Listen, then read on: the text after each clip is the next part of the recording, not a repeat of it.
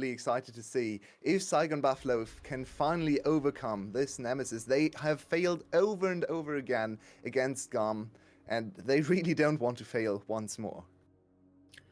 In the middle of the split, I said that Saigon Buffalo was the first mid-tier team that we had in the VCS, and I'm so happy that I was wrong about that claim because they came into form as the split continued. They've been able to contest against the top-level teams. They proved it again by making it here into the finals, and now they get another shot at the champion as they have the years past at a couple of these different tournaments. It's a great opportunity for them to be able to actually play against the best that Vietnam has to offer here.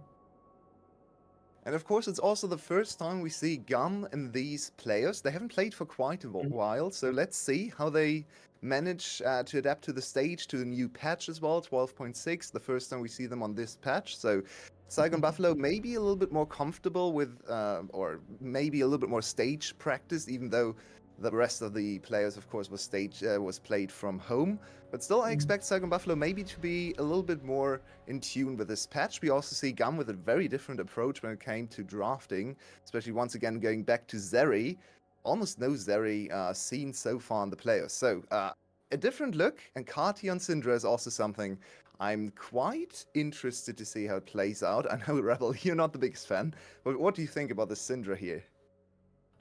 This was banned from Kadi like the majority of the split. I have to imagine that inside of scrims, the majority of the split, that like teams were running headfirst into Kiaya Syndra, and they're just like, yeah, we're not going to let that one happen. So finally, he gets it inside of playoffs. It's been long enough that I guess teams maybe would have forgotten about that. The good part about this is I feel like Froggy had good responses in a number of different ways between the Vex and then the Ari, which he only picked up last week, which was causing a bit of a problem for Saigon because oftentimes teams would pick that champion into them, or they'd have to just ban it away. And it's one thing that like we were like, okay, why is Froggy not playing this champion? Finally pick it back up. So Kadi having this Syndra, maybe anticipating that this was going to come out, but at minimum, it's definitely comfort because again, Kadi has had this taken away from him so often over the course of the splits. You have to think that there's something behind the scenes going on where he's just smashing everybody with this. Right now, my eyes are glued to the minimap and especially on BJ because in the last, I don't even know how many games, especially in the series against Team Secret, he has been at top lane at 4 minutes every single time, and we see him make his way up there. Smart ward, though, from Kiaya to spot his approach. Might be a little too late if Kiaya overextends here, though, so I think we might be in for a little bit of topside action. No, it seems like BJ doesn't want to pull the trigger and is covering mid lane right now.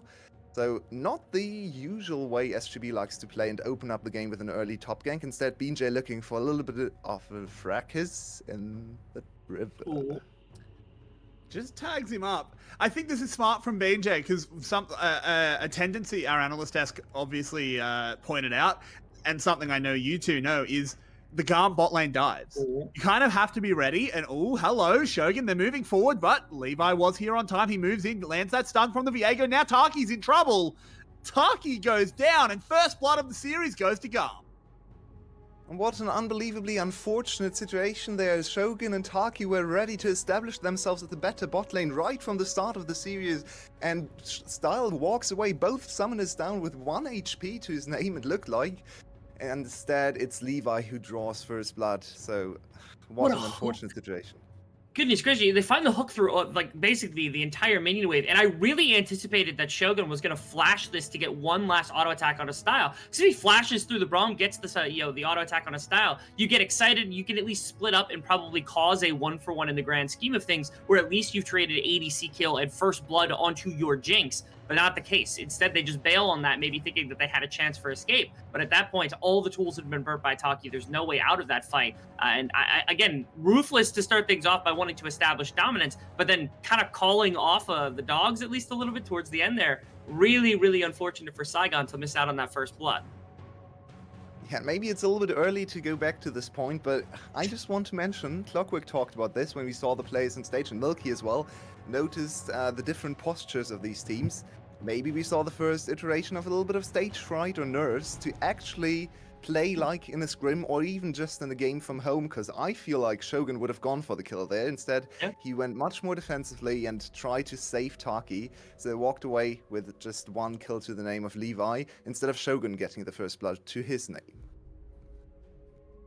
It's interesting because normally you would think that they like even would be willing to fight out of that situation given what they had seen, especially with an excited Jinx. You almost certainly get out of that situation. So I don't know. It's a little bit of problematic. Again, we don't want to assume nerves yet inside of a series like this. We like to think that all of them are wonderful professionals, but it's been 2 years since we've had any kind of studio play before, so that's always going to make some kind of effect. And the biggest thing also is, Saigon Buffalo have set themselves up for what should be a pretty good early game because they've got the RE to be able to use a charm for some pick tools. They've got BJ on the Lee Sin for earlier game than what the Viego brings. So normally you expect them to be the one striking early. So a first blood going over, looking for a gank onto Kiai, but losing that first dragon for it is at least things of note to pay attention to, that Saigon Buffalo has been falling behind on the map despite having a composition that we would expect them to do well with to start the game.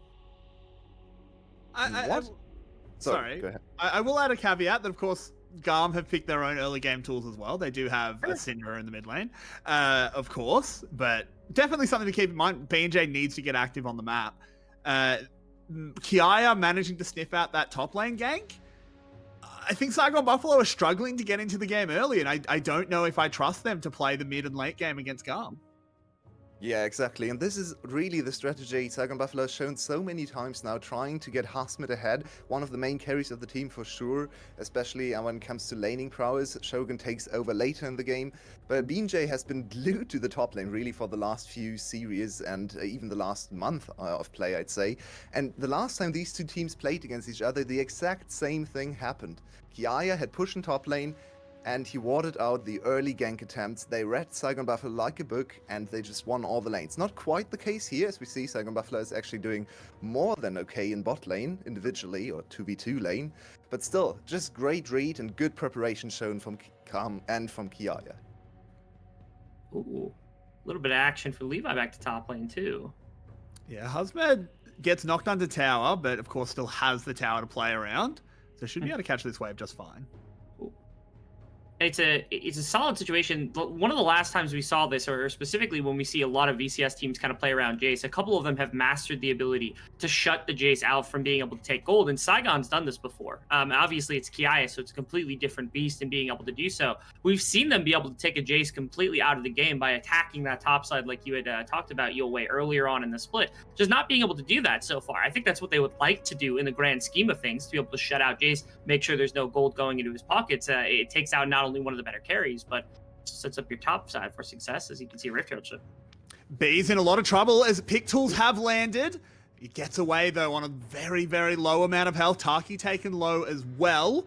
And GAM are here in force. This is going to be a proper Rift Herald. Oh, that charm! Sneak through the uprights. They get that first kill. Now Levi's going to be the target, but he jumps forward. Finds himself a heartbreak. Can they blow him up? They can. The jungler is now down for GAM. And it's SGB with the advantage, but BJ very low. Hasmed ready to go. And there's a big kill there coming out from the Zeri onto the Lee Sin. Style now moving forward. They pick them up. Gwen has gotten the kill onto the Syndra as well. But Ari shot to death. Froggy will fall. Triple kill picked up for Style out of absolutely nowhere. And we have finally connected. This is the VCS we know and love. 1 kill for 8 minutes. That's way too much downtime. Both teams are here and roaring to go. Wow, what a situation. GAM actually walks away with more kills, but they don't get the Herald. We could be in for round 2. Not sure if Saigon Buffalo would agree to that one. I think they will. How is it that we took until literally the finals in the first game to get for another Rift Herald swap? I feel like I've been calling for this all split because we've been missing it from every one of our teams, and it's not until we get to our top 2 teams of the split that we see yet another Rift Herald flip come through.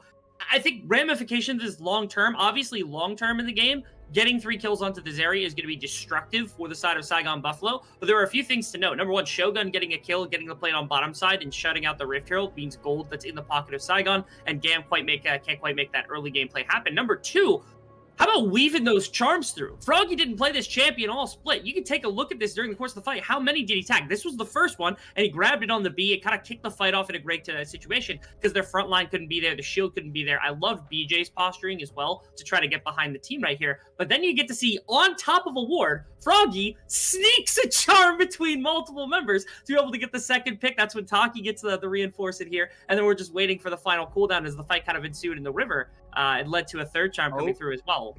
We come back out of the replay, and guess who strikes again? Style moves his way up to 4. Yeah, and unfortunately they had to cut the replay short, and we didn't see the magic that Style was putting out at the end of the fight, because he was moving out of his mind. Early game, Zeri doesn't really deal that much damage, especially because it takes much longer to actually stack up those the movement speed and actually come into good positioning, but he is now 4-0. He has completed Trinity Force, and not only that, he also probably has already completed his Ingenious Hunter stack. So this is the 1.5, the Trinity Force 1.5, I'd say, because you get the stacks all the time on this champion. So he is a force. He was absolutely amazing, crushed it in C finals. If you remember, he played a lot of Zeri over there, and Saigon Buffalo doesn't seem to have the answer in this first game. Oh, I don't know if we want to go to this replay, because I think it might be a dragon fight. You know how the VCS is. Let's see what happened here. It was actually B doing a couple of really good things, driving off Taki with the Q to start things off. And like you said, picture-in-picture, it was just them running down Taki afterwards on the defensive Shogun. But yeah, in the picture-in-picture, it looks like Levi was able to bring down BJ, who went for that dragon. And they did get it in the grand scheme of things. But now, Rift Herald set up for this Zeri to be able to push this gold advantage even further. And this is a disaster. How do you even begin to stop this Zeri your way? That's a question we're going to come back in the late game and see if there's anything Saigon Buffalo has to offer as an answer, because I can't come up with anything.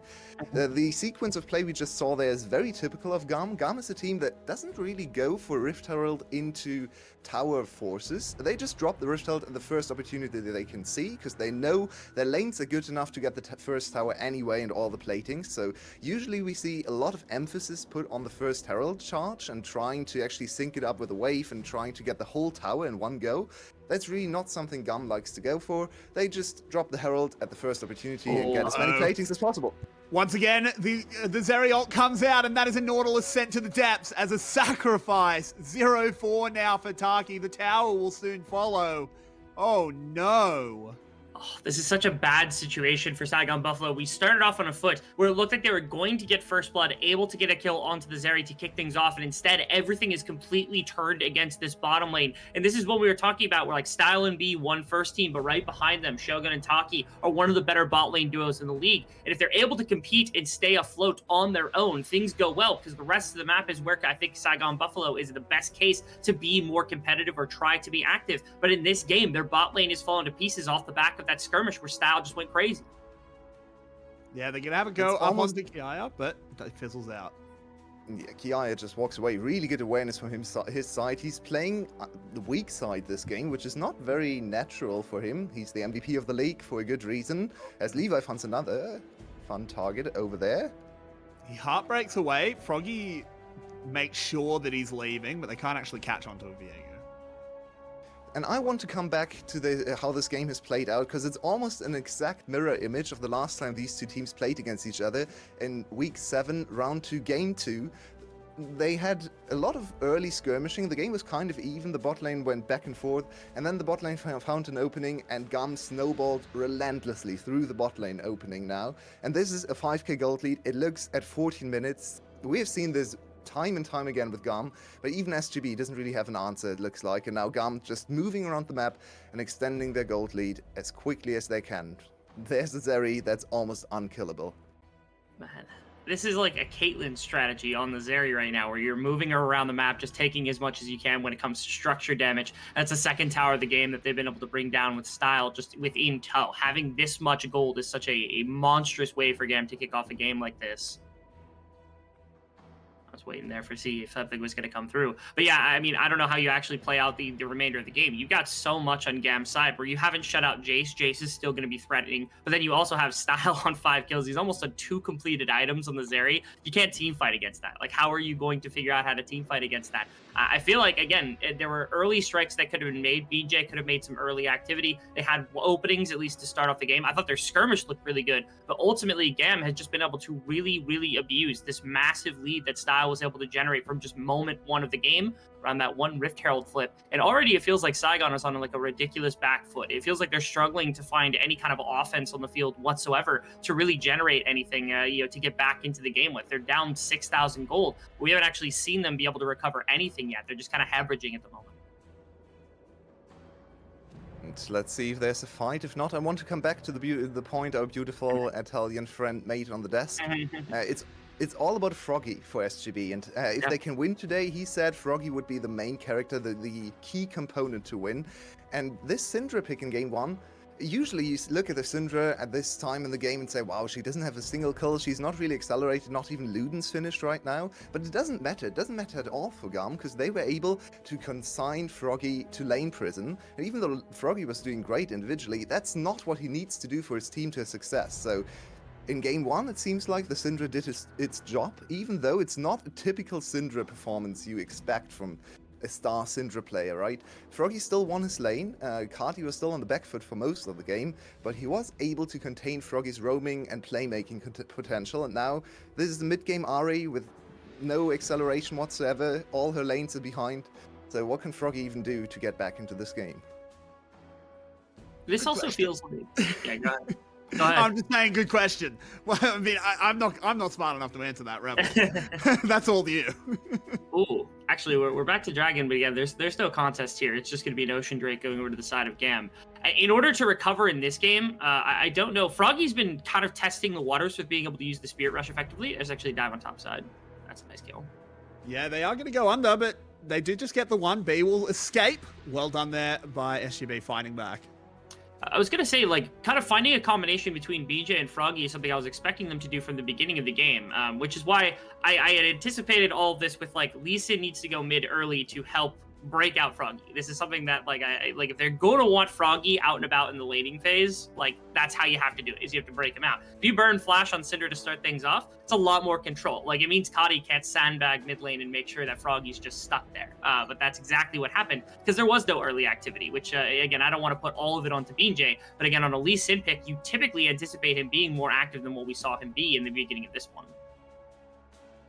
I want to point out that the way GAM has been moving around the map is very unusual, actually. Usually they really like to put Carty into a weird position in the side lane and let him overextend and fend for himself, maybe even trading 1-for-1. It's a very common thing in games for GAM, especially when he has more mobility under his belt. In this game, he's just perma mid lane. He's just neutralizing the lane, shoving out mid lane, trying to make mid lane matter as little as possible, while Zeri is the one moving around the map and trying to get objectives. And yeah, she was there for the dragon fight, she was there for the top turret, she was also participating in the Herald take right now. So it's all about moving style and B around instead of actually having Carty go to the side lane. Quite a bit of change in the way GAM approaches the mid game here. I do like it, though, because they're leveraging the fact that they have this incredibly strong lane to work with. And rather than trying to defend mid-tower, they're trying to defend against Saigon Buffalo by using this incredibly powerful duo. Because how are you supposed to strike against it, right? Even if you have a multi-person advantage as top lane, Cardi's getting pressing. Yeah, and they managed to land the charm. Froggy, once again, setting up a play, and they do pick up a kill. Does that count as a caster curse by you saying he doesn't, he's not extended to the side lane only to get solo killed in the side lane or duo killed in the side lane? Yes, so. But look at GAM's cross map action. This is also something GAM has been so much better than last year. A lot of people still claim GAM is all this early game beast team that doesn't understand macro and just wins through brute force. That really is not the case anymore. They're so much better at reading map situations and playing slowly on objective timers. They're actually the second slowest team in the league. Only Cerberus is slower than them in game time. But we have a flank coming in from BJ and maybe the Hail Mary approach. Yeah, this feels like last chance saloon as Hazmed does use that W early on, but there's just no support coming. He buys time with the stopwatch. Ooh. This is good. They've got them in a corridor. The Jinx has gotten that first kill. They picked up 3. Style tagged with that Lee Sin Q, but I don't think they want to mess with fire. They will take that every day of the week. Okay. Like, every time that we've seen Saigon in a really big skirmish, this is when they're in a big advantage. This is when they're actually finding situations that are working out really well for themselves. They set themselves up with this big TP flank to be able to actually generate some kind of momentum against GAM. It's when GAM has the opportunity to be the ones making moves around the map that's really causing Saigon fits. I'm hoping that, like, this game doesn't feel within reach necessarily yet. Obviously, that was a really good way to get your gold back in your back pocket. But in the long term of the series, I hope they're able to catch on to this. And now look at this beautiful setup. BJ is actually spotted on the wall, but still, he has the perfect positioning. 4-man kick. I believe Aliva was actually not affected, but it's so much AoE all on top of each other. And even though there's a Braum ultimate to disrupt the dive onto the targets, it's just not enough. What beautifully executed team fight. This is Saigon Buffalo's wheelhouse. They are amazing at team fighting. This roster, even with Ariety last year, always excelled at 5v5 team fighting. They were better than Cerberus in spring. They were able to challenge GAM even last year, and this is still their strongest suit. They might... Oh, wow. BJ, what are you doing? He is very excited. My man has landed a 4-man kick, and he wants another one your way. But of course, doesn't quite find it. Just dances his way back out. And we are suddenly getting a much more exciting game than it was looking like early on. The gold lead has been shortened to 3,500. I do want to note that this next dragon, I think, is really important. If GAM are able to take it, they're going to force Saigon into a situation where they have to team fight around the Ocean Soul, which is not necessarily a position they want to be in. I feel like Saigon would prefer to fight right now because GAM can actually take this advantage and extend it a lot further. You can see them posturing in their like shallow part of the jungle, maybe even looking to get BJ into the right position to find yet another big play. Even though mid priority goes over to the side of GAM, it feels as though Saigon Buffalo they agree with me and that they feel like this might actually have to be the opportunity they need to take in order to contest. Because again, giving up this dragon means they are forced in 5 minutes to contest. Maybe they don't want that. Obviously, this is just even more time that Style's going to have to kind of be able to level up in this game. And it just looks like Saigon Buffalo is desperately looking for their way into the backline. They know they can't win a team fight against 5-0 Zeri on equal terms, on even disadvantageous vision setup, or even just team fight setup. So BJ was lurking around there, but just once again, GAM with good scouting, good awareness, and just very solid vision play, able to spot all the entrances, make sure there's no flank once again. They got caught once, okay, can happen, but it can't happen twice, and they made absolutely damn sure that it wouldn't happen again at this Dragon Point. And now to come back to your point, this Ocean Soul, I know I'm the certified hater of Ocean Soul, but Ocean Soul in this game is so devastating because the enemy team, Saigon Buffalo, doesn't really have the huge burst damage to deal through the Ocean Soul. They deal damage in small increments with the Ari in and out, with Lee Sin, with Hasmid snipping away. He needs time to actually land the damage, and that is devastating, especially when the enemy ADC is literally the tankiest ADC in the game. Look at Stahl, he's sitting on almost 3k HP, so this Ocean Soul can't happen, it's game over. Oh. One thing I want to point out, as long as we don't get a fight here, is you talked about, they can't fight the 5-0 Zeri, and maybe that's true, but there was actually some shutdowns that went on to Jinx, and if you look at it, at least last time the scoreboard was up, the itemization is actually dead even between these ADCs. In terms of damage output, I think in the grand scheme of things, the Jinx is going to be extremely good because obviously, like, you have the range advantage, you have a bit of AoE. Obviously, Titanic's going to change that a bit.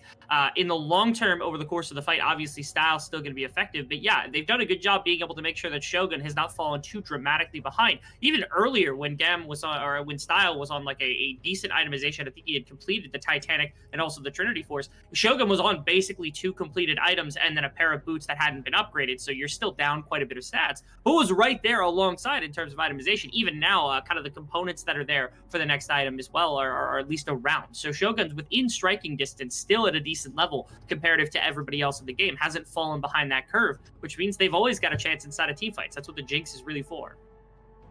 And I also want to shout out Hasmid, because he had a lot of games against Kiaya, especially this year, where he just struggled and fell behind, got solo killed, even broke open the game against his team. But in this game, he's on even farm, he's 2-0-4, he's looking at almost 3 items, close to level 16 as well.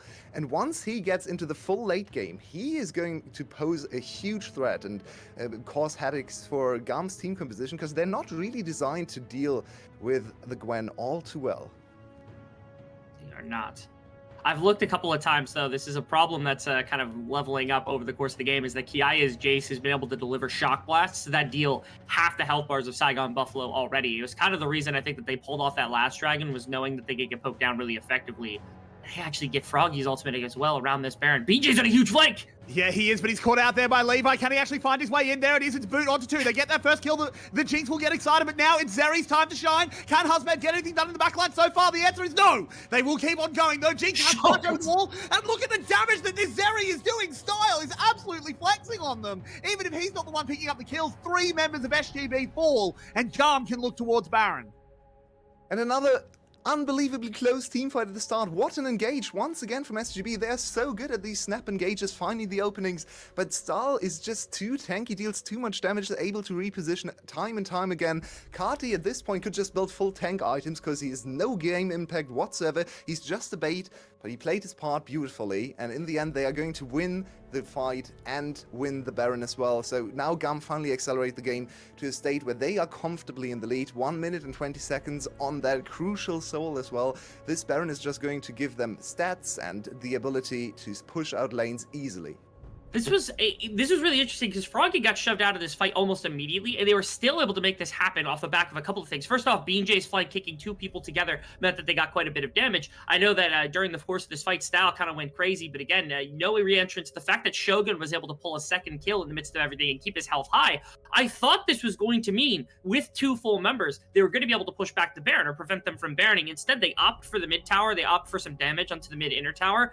Positives, I guess, in some of those realms, maybe they think, okay, Dragon's coming up, the Baron's not going to be that effective, so we can give that one over. But I think they could have poked away at that GAM team. They were worried about the Zeri, I think, more than anything. But I would have played a little more aggressively to try to deny the Baron take coming out from GAM once you took that mid tower down. But they didn't agree with me, obviously, and that means pushing power goes to GAM. They've got lane set up now for Dragon. They've got the inside track as well. They pinged out Froggy's positioning. Once again, GAM with superior vision control, they know exactly where all the flanks are coming from. But look at this. It's upside down, everyone on the wrong side of the map, and who's gonna strike first? This really crucial situation here. Right now, the map's feeling like I'm right at home, fellas. It's a real Australian situation. Australian. They are, yeah, turned upside down. But GAM, in the end, they don't actually push for the base. They want themselves a soul. Ooh. Look at Froggy's positioning. He's getting as far into the deep territory as you can. You can see the ward is there, but they don't have any deep vision. They don't know he's there yet. 4k health on the Dragon.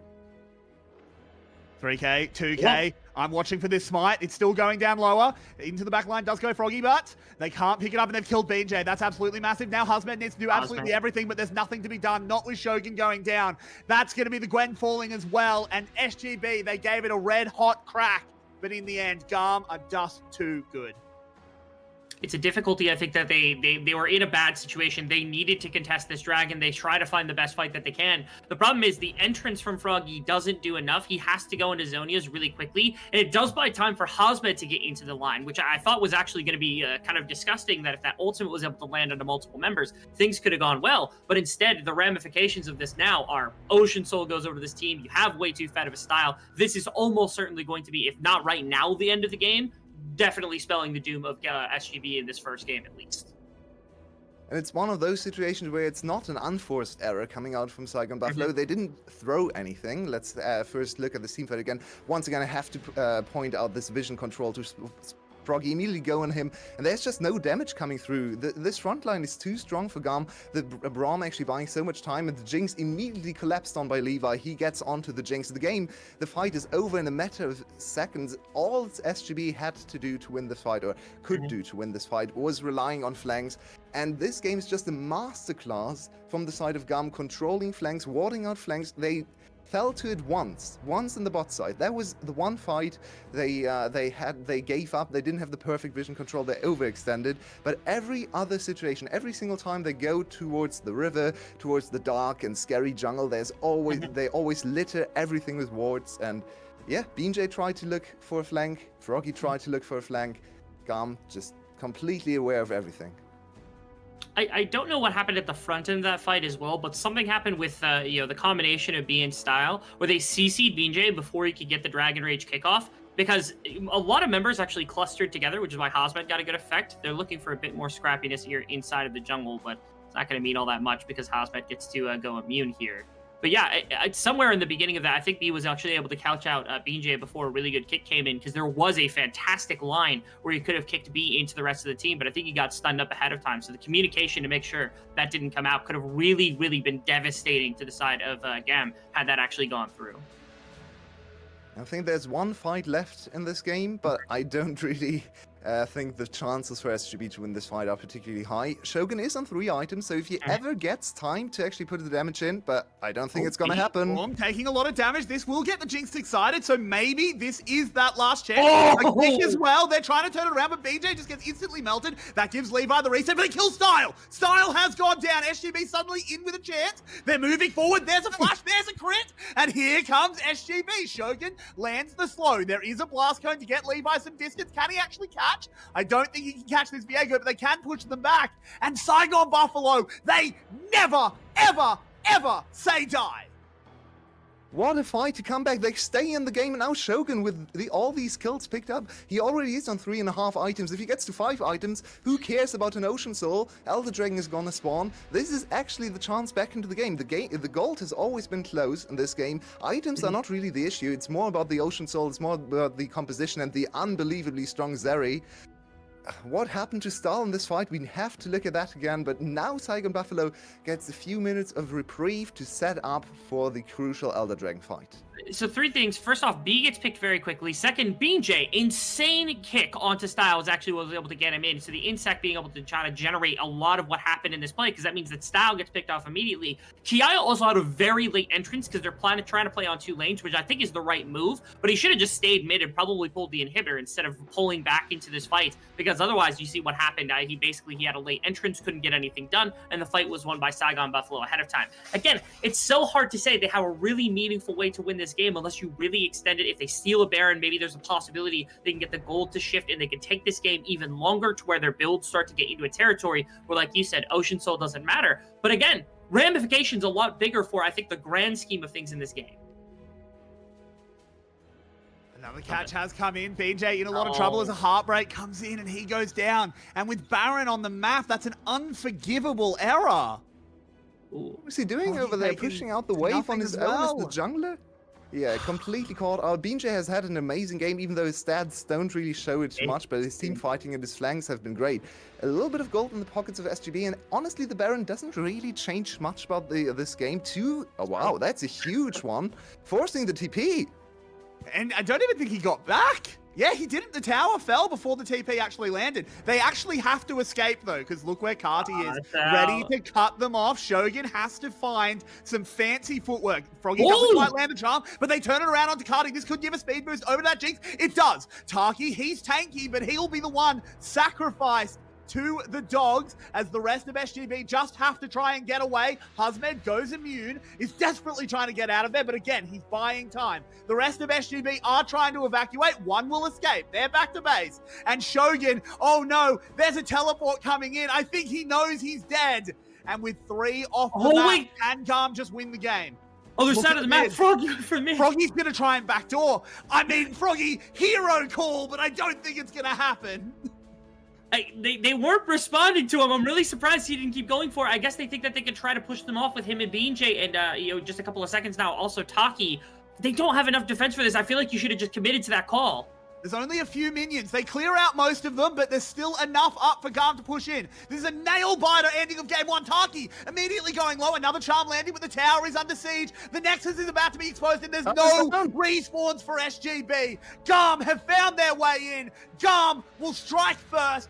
GAM will go up 1-0. What an incredible game to start the day. I was worried at 40 minutes we were looking at a 5k gold lead for GAM, but SGB buckled down. They were actually